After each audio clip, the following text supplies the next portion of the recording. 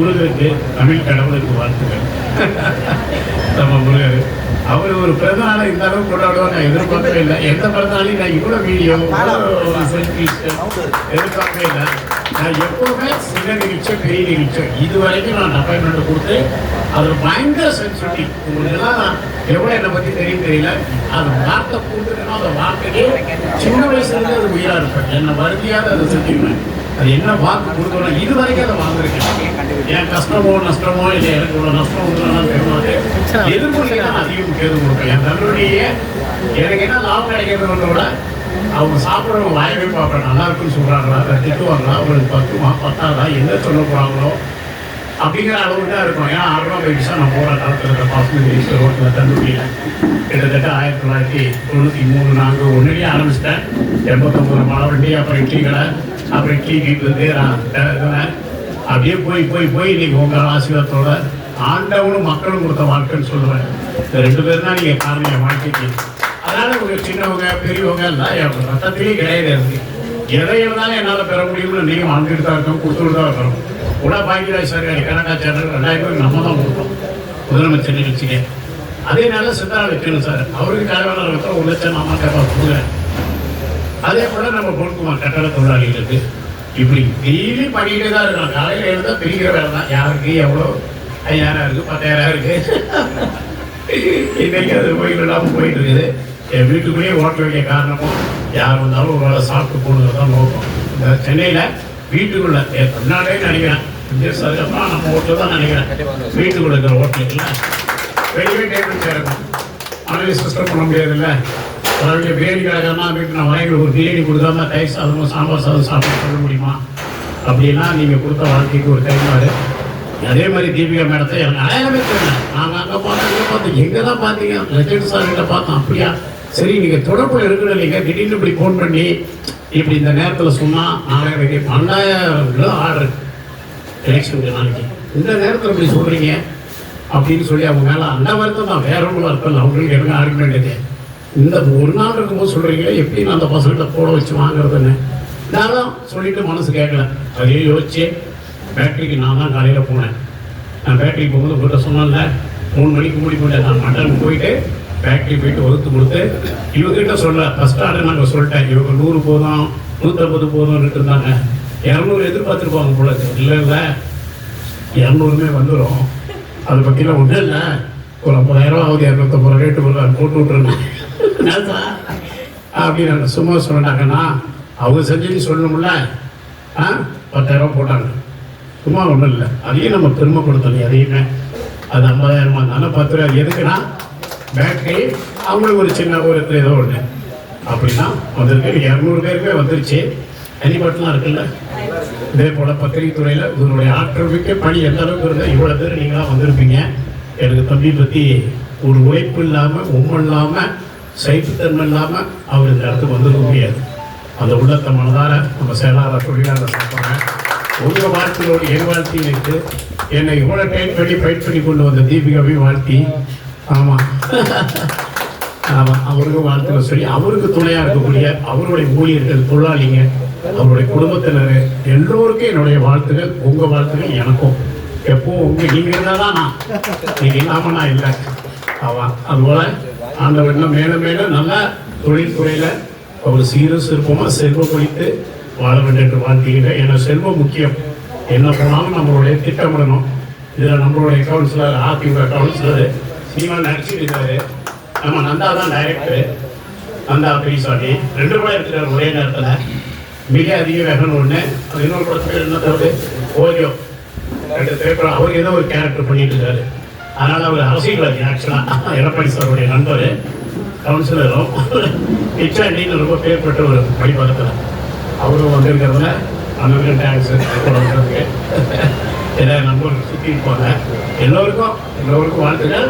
நல்லபடியாக ஆராய்ச்சி சாப்பிட்டு எப்போவுமே ஆராய்ச்சி வாழ்த்துங்க. சென்னை கடை மட்டும் டேமேஜ் இருக்குது. நாங்கள் 25 ஆண்டுகளுக்கு முன்னாடி தொடங்கின கடை எல்லாம் ஃபேமிலி சாப்பிட முடியாத அளவுக்கு நிலையில் இருக்குது. அதுக்கு விரைவில் ஒரு 50 கோடி ஒதுக்கி எல்லாம் நவீனப்படுத்த போகிறோம் கடையில். ஏன்னா நிறைய கேட்குறாங்க. வெளியிலாம் ஸ்டார் ரேஞ்சில் இருக்குது. கள்ளக்குறிச்சி காங்கயம் எல்லாம் 5 ஸ்டார் ரேஞ்சில் திறந்துட்டு இருக்கிறோம். அதான் இப்போ திறக்கிற கடைக்கு. ஆமாம் இதெல்லாம் பழசு. சென்னை நான் விட்டுட்டேன். அது காரணம் என்னாலும் சென்னையில் தான் நான் தள்ளுவண்டி போட்டு வந்தேன். இதை நான் பேச இந்த கொரோனாவில் என்னாச்சு, நிறைய பேர் தள்ளுவண்டி போட ஆரம்பிச்சிட்டாங்க. ரோடு கடைகள் அதிகரிச்சிருச்சு. பிள்ளைங்கள்லாம் ஆளுக்கு ஒரு பேஸாக டீச்சராக இருந்தவங்க, ஐடி கம்பெனிங்கெல்லாம் ஒரு குண்டான வந்து ரோட்டு மேலே வச்சு இந்த கொரோனாக்கு அப்புறம் 2019 அப்புறம் சாலை ஓர கடைகளும் பெண்கள் சாப்பிடுவது சாலை ஓர கடைகளும் அதிகரிச்சிருச்சு.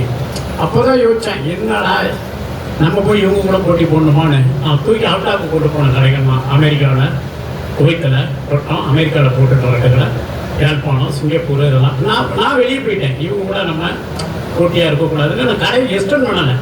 2019 அப்புறம் 30-33 கடை இருந்தது. நீங்கள் சென்னையில் நம்மளுக்கு 12 தான் இருக்குது. மூட சொல்லிட்டேன், உழைக்கிட்டோம், வாழ்றதுக்கு வழியா இல்லை. எங்கே இந்த மீன் ஆமை மாதிரி தான், எது சௌகரியமோ அங்கே போய் வண்டிக்குங்கிறது. அதுபோல நான் இதுக்கு எங்கே வேலை கிடைக்கிற ரேட்டு கிடைக்கினேன். அந்த கஷ்டமான சூழ்நிலை இவங்களுக்கு வழி விட்டு நான் கூட்ட மாற்றிக்கிட்டேன். அங்கே ஒரு கேள்வி 2000 இருக்குது அமெரிக்காவில். ஆனால் ஆச்சரியம் கேட்பீங்க, கோழி நம்மளோட 20 ரூபா கம்மி, உற்பத்தி ஜாஸ்தியாங்க. ஆமாம், உற்பத்தி ஜாஸ்தி. ஒரு நாட்டில் கூட காஸ்ட்லியான ஆடு தான் அதிகம், மனிதனோட கருத்தாரு, விலை கம்மி, 300 ரூபா தான். இப்படி இங்கே சென்னையில் பார்த்தீங்கன்னா நமக்கு ஆடுகள் டிமாண்டு. நம்ம கறி தான் உலகத்திலேயே உயர்ந்த கறி மட்டனில். இந்தியா உலகத்திலேயே நம்ம ஆடு யாழ்ப்பாணம் ஆடும் 2 ஆடை தவிர உலகத்திலேயே கிடையாது. அமெரிக்காவில் நம்ம இன்னைக்கு பார்த்தேன், நம்மளுடைய ஆஸ்திரேலியாவுடைய மட்டன் 800 ரூபாயில் இருக்குது நம்ம ஊர் ரேட்டுக்கு. நம்ம ஊர் மட்டன் 2500 ரூபாயில் இருக்குது. அதான் நான் சீமா சொல்லுவார், எல்லாம் ஆடு வளர்க்கும் மாடு வளர்ந்து தமாசுக்கு இல்லை. உண்மையிலேயே 1000 அரசியல் வேறுபாடுனால அது ஒரு நல்ல கருத்து. கல்வி தெரியாத கழுத பாடு கூட 5000 ரூபாய்க்கு தான் லிட்டரு. நம்ம கழுத மணிக்கு தான் லாக்கின்னு ஒரு காலத்தில் திட்டணும். அப்படின்னா இன்னைக்கு உலகத்தை தாண்டி இந்த சென்னை கடை மட்டும் நவீனப்படுத்துவோம். கேட்டீங்க ஆர்டர்லாம் கேட்ட வேலைக்கு நல்லபடியாக பண்ணிட்டு இருக்கிறேன். நீங்கள் எது கொடுத்தாலும் நான் இல்லைங்காமல் செஞ்சிடுவேன். அதுதான் என் மனசு. அது காரணம் நீங்கள் கொடுத்த வாழ்க்கை. நன்றி நன்றி எல்லாருக்கும். மீண்டும் நன்றி. திருக்கும் போட்டு பார்க்கும்போது எனக்கு ஒரு ஹாப்பி. எப்படி நம்ம ஆளாக இருக்கு, நீ ஒரு 10 விரல், எனக்கு தம்பி ஒரு விரலாக இருக்குது. இந்த ராமருக்கு அவர் ராமரா, நான் இல்லை அவர் ராமராங்கிற மாதிரி ஒன்றிணைந்து செயல்படும் 6ஆம் நிறுவனம் வந்து உங்களுடைய நிறுவனம்.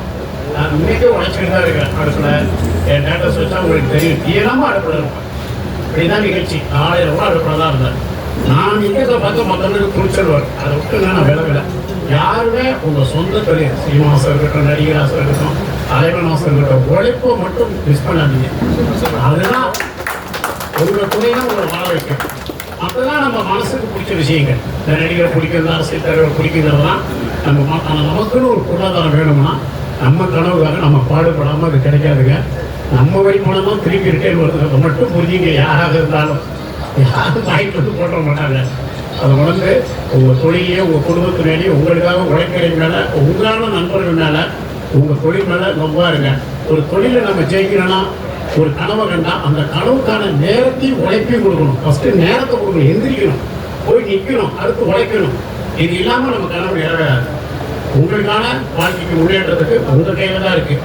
எவ்வளோ சொல்லுவாங்க, விஜய் சார் கூட சொல்லுவார், நான் என்னை 30 வருஷமாக நீங்கள் வாழ வச்சிங்க, இப்போ உங்களை வாழ வைக்க நான் வந்திருக்கிறேன் பாரு.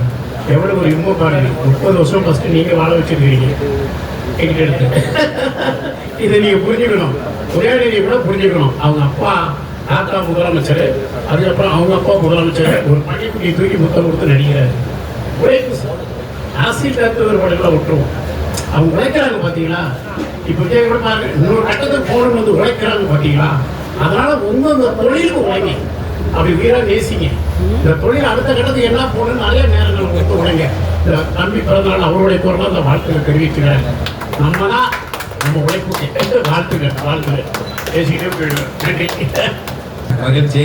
இந்த ஒரு மாலை பொழுதிலே இறைவனோட அருளாசியோட ஒரு பிறந்தநாள் கொண்டாட்டத்தில் மிகப்பெரிய ஜாம்பவான், அதாவது இந்தியாவுக்கு வந்து எப்படி ஒரு நரேந்திர மோடி வந்து அரசியல் கிடையாது, அவரே நம்ம பத்திரிகையாளர்களுக்கு தெரியும் எவ்வளவு கஷ்டமா உழைக்கிறாரோ. அத மாதிரி ஒரு அனில் அம்பானியா இருக்கட்டும், அந்த வரிசையில டாடா பிர்லா, அந்த வரிசையில பாத்தீங்கன்னா தமிழ்நாட்டுக்கு உணவுத்துறை, சாப்பாடு என்பது மிக முக்கியமான ஒன்று.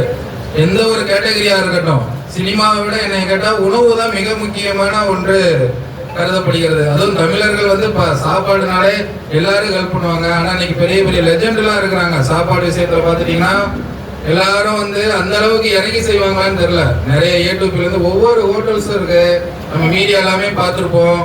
ஆனா நம்மளுடைய தலைவர் இன்னைக்கு ஒரு சிறப்பு விருந்தினரா என்னைய வந்து ஆசீர்வதிக்க வந்த ராமர் வந்து இன்னைக்கு, அதாவது சாப்பாடுன்னு கேட்டாலே பெருமைக்கு சொல்லல, ஏன்னா ஒரு சீஃப் கெஸ்ட கூப்பிட்டு பெருமைக்கு சொல்ல கிடையாது, உண்மையான வேர்ட்ஸ். ஏன்னா ஒரு யாரு கேட்டாலும், இப்போ சாப்பாடுன்னு சொல்லி கஷ்டப்படுறவங்க கேட்டாலும் விட காசு வச்சிருக்கிறவங்க கேட்டாலும் கொடுக்கக்கூடிய தலைவர் வந்து ஒரே தலைவர் வந்து ஆர்ஆர் பிரியாணி தான். அது வந்து மிகப்பெரிய ஒரு கடவுள் அவருக்கு கொடுத்த அங்கீகாரமா இல்லை இவர் கடவுள்கிட்ட இருந்து எடுத்துட்டாருன்றதான் ஒரு விஷயம். அதுக்கே வந்து ஒரு நம்ம ஒரு ஆர்கியூமெண்ட் விவாத மேடை சொல்லுவாங்க, அந்த மாதிரி வந்து தலைவர் வந்து நம்ம ஆராய்ச்சி பண்றது. இப்ப எப்படி தோழர் நல்ல மிகப்பெரிய ஒரு 103 வயசு வரைக்கும் வந்து இப்போ மெடிக்கல் காலேஜ் ஆராய்ச்சி பண்ணுறதோ அந்த மாதிரி வந்து தலைவரை வந்து அவரோட மனசை வந்து ஆராய்ச்சி பண்ணணும். அந்த அளவுக்கு நானும் ரொம்ப வியந்து பார்க்குறேன். பத்திரிகைக்குள்ள ஒரு 10 இயர்ஸ் இருந்தாலும் மிகப்பெரிய ஜெயலலிதா அம்மால இருந்து கலைஞர் வரைக்கும் எல்லாரோடையும் போட்டோ எடுத்துக்கிறோம், இப்போ வரைக்கும் சிஎம் வரைக்கும் போட்டோ எடுத்துக்கிறோம், எடப்பாடியார் எடுத்துக்கிறோம். அப்போ எவ்வளோ எல்லாருமே தமிழ்நாட்டில் பார்த்துருப்போம். அங்கே இருக்கிற மீடியாவும் சரி, ரிப்போர்ட்டர்ஸும் சரி, பொதுமக்கள் எல்லாருமே தலைவர்களை பார்த்துருப்பாங்க. ஏன்னா கேபிட்டல் தலைநகரத்தில் இருக்கிறோம். ஆனா நல்ல மனிதர்களை பார்க்கறது சாதாரண விஷயம் இல்லை. சென்னையில வந்து நல்ல மனிதர்கள் வா போ பழக அந்த மாதிரி இருந்தாலும் நம்ம கூட, அதாவது இவர் இவ்வளவு பிஸி ஷெட்யூல்லையுமே வந்து நாங்க நேற்று தான் கால் பண்றோம் தலைவருக்கு, தலைவர் இந்த மாதிரி வந்து ப்ளஸ் பண்ணிட்டு போனோம் அவரோட தலைவர் ஃபர்ஸ்ட் எப்பா அவர்லாம் பண்ணாரு. அப்புறம் ஐயோ ஒரு ஃபீலா இருந்தது. ஏன்னா ஒரு பிறந்த நாள் கொண்டாடுறத விட முக்கியமா சரி தலைவர்கிட்ட நம்ம ஆசீர்வாதம் வாங்கணும்னு ஒரு பெரிய பிரச்சனை தான் எங்களுடைய துணை ஆசிரியர் வந்து மேம் கொஞ்சம் போஸ்ட் பண்ணுங்கன்னா மேமும் கால் பண்ணாங்க. அதை ஏற்றுக்கிட்டு வந்த தலைவருக்கு மிகப்பெரிய ஒரு நன்றியை தெரிவிச்சுக்கிறேன். தலைவரோட பொற்பாதம் பற்றி நன்றியை தெரிவிச்சுக்கிறேன். மிக நன்றி. இந்த தருணத்தை கொடுத்த கடவுளுக்கும் நன்றி. இன்று என்னுடைய பிறந்த நாளில் என்னை வாழ்த்த வருகை தந்த தொழிலதிபர் அன்னபூர்ணியின் தவப்புதல்வன் ஆர்ஆர் பிரியாணியின் முதலாளி அவர்களையும், வெற்றிவேல் ஃபைனான்ஸ் இயக்குனர் திரு வைரத்தேவர் அவர்களையும், சென்னை உயர்நீதிமன்ற பார் கவுன்சிலர் இளம் செயற்குழு உறுப்பினர் அட்வொகேட் ஆர்.எம். பிரதீபன் அவர்களையும், மற்றும் என்னுடன் இரவு பகலாக உழைத்துக் கொண்டிருக்கும் சக பத்திரிகையாளர்களையும், மாநில நிர்வாகிகளையும், அகில இந்திய நிர்வாகிகளையும், மற்றும் என்னுடன் தோளுடன் தோளாக உறுதுணையாக நின்று கொண்டிருக்கும் எனது இனமான சக பத்திரிகை நண்பர்களுக்கும் முதலில் என்னுடைய மாலை கடந்த வணக்கத்தை தெரிவித்துக் கொள்கிறேன். இன்று மிக முக்கியமான ஒரு அற்புதமான இந்த நாளில் அனைவரது முன்பும் நாங்கள் இவ்வளவு நாள் கஷ்டப்பட்டு உழைத்து எதற்காக ஓடிக்கொண்டிருக்கிறோமோ அதற்காக பாடுபட்டு எங்களுக்கு ஒரு அங்கீகாரம் கிடைத்த நாள் இன்று. அந்த திருநாளை கொண்டாடுவதற்காக கடவுளால் அமைக்கப்பட்ட இந்த திருநாளில், இந்த நன்னாளில் உங்கள் அனைவரிடமும் எங்களுடைய வேடன் பத்திரிகை மீடியா அடுத்த கட்ட நடவடிக்கை என்ன என்பதை சுருக்கமாக சொல்வதற்காகத்தான் இந்த ஒரு பத்திரிகையாளர் சந்திப்பில் அமர்ந்திருக்கிறோம். நண்பர்களுக்கும் பத்திரிகையாளர்களுக்கும் தெரிவிப்பது என்னவென்றால், எங்களுடைய வேடன் பத்திரிகை மீடியா சென்னை வடபழனியில் தலைமை அலுவலகமாக கொண்டு தற்போது 5 மொழிகளில், அதாவது தமிழ், இங்கிலீஷ், ஹிந்தி, தெலுங்கு, மலையாளம் ஆகிய 5 மொழிகளில் வெளிவர உள்ளது என்பதை உங்கள் முன்பு மகிழ்ச்சியுடன் தெரிவித்துக் கொள்கிறேன். அதனைத் தொடர்ந்து எங்களுடைய இன்டர்நேஷனல் ரிப்போர்ட்டர்ஸ், நேஷனல் ரிப்போர்ட்டர்ஸ் மற்றும் அதற்காக உழைத்துக் கொண்டிருக்கும் அனைவருக்கும் இந்த தருணத்தில் நன்றியை தெரிவித்துக் கொண்டு, அடுத்ததாக கேரளா, ஆந்திரா, கர்நாடகா போன்ற மாநிலங்களில் எங்களுடைய அலுவலகத்தை விரைவில் திறக்கப்பட உள்ளோம் என்பதையும் மகிழ்ச்சியுடன் தெரிவித்துக் கொள்கிறேன். அதனைத் தொடர்ந்து இன்டர்நேஷனல் பாரத் பிரஸ் கிளப் என்ற ஒரு அமைப்பையும் நாங்கள் விரைவில் தொடங்க உள்ளோம். அதற்கான அனைத்து முயற்சிகளும் முடிந்துவிட்டது. அதற்கும் மேலாக கடவுளால் ஒரு கொடுக்கப்பட்ட வரப்பிரசாதமாக எல்லை தாண்டி கடல் தாண்டி ஒரு நமது தாய் கிராமம் என்று சொல்லக்கூடிய ஒரு தாய் நாடாக கருதப்படக்கூடிய இலங்கையில் எங்களது வேடன் அலுவலகம் விரைவில் திறக்கப்பட உள்ள என்பதை மிக்க மகிழ்ச்சியுடன் பெருமையுடன் அனைத்து மத கடவுளோடு அருளாசியுடன் தெரிவித்துக் கொள்கிறேன். மிக்க நன்றி. அன்னபூர்ணியின் தவப்புதல்வன், அதாவது அவரே சொன்னாரு, நான் கடவுளாக, அதாவது ராமர் மாதிரி எனக்கு அணில் மாதிரின்னு சொல்லி தலைவர் சொன்னாங்க. அதுதான் உண்மை. தலைவருக்கு அவர் பத்திரிகையாளரும் சரி, எல்லாரையும் மதிக்கக்கூடிய மிகப்பெரிய மாபெரும் மனிதர். ஏன்னா எல்லா தொழிலதிபரும் நம்ம பத்திரிகையாளரை மதிப்பாங்கன்னா எனக்கு தெரிஞ்சு 90% கிடையாது. அது எல்லாருக்குமே தெரியும். சும்மா நம்ம முன்னாடி சீன் போடுவாங்க. ஆனா நம்மளை ஒரு முழு மனதோடு அரவணைக்கக்கூடிய ஒரு மாபெரும் மனிதர் என்றால் அது இந்த தருணத்தில் தலைவர் அவர்கள் ஒருவர் மட்டுமே என்பதை ஆணைத்தரமாக சொல்ல முடியும். இது வெறும் வார்த்தை இல்லை. என்னை வாழ்த்த வந்தார், நமக்கு சரி தலைவரை வச்சுட்டு பேசணும் அப்படி கிடையாது. இது எல்லாரும் நம்ம தமிழ்நாடு அறிந்த ஒன்று. ஏன்னால் அவரும் இப்போ கூட சொன்னாங்க, நான் இப்போவும் கிச்சனில் அடுப்பாங்கரையில் தான் இருந்துட்டு வந்தேன்னு. நம்முடைய வழி என்பது அவர் ஒருவரே அறிவார். எந்த ஒரு நிருபர் கேட்டாலும் ஆதரவு இல்லை என்று சொன்னது கிடையாது. அதுதான் உண்மை. யாரும் மறுக்கவும் முடியாது. மிகப்பெரிய ஜாம்பவான்களால் இருக்கக்கூடிய இந்த உலகத்தில் அவர் நமக்காக உழைத்து கொண்டிருக்கும் போது மீண்டும் ஒரு முறை அவருக்கு பொற்பாதம் தொட்டு நம்ம மீடியா சார்பாக நன்றியை தெரிவித்துக் கொண்டு இந்த சான்றிதழை தலைவர் அவர்களிடம் கொடுத்து நான் ஆசீர்வாதம் வாங்குகிறேன் என்று பெருமை கொள்கிறேன்.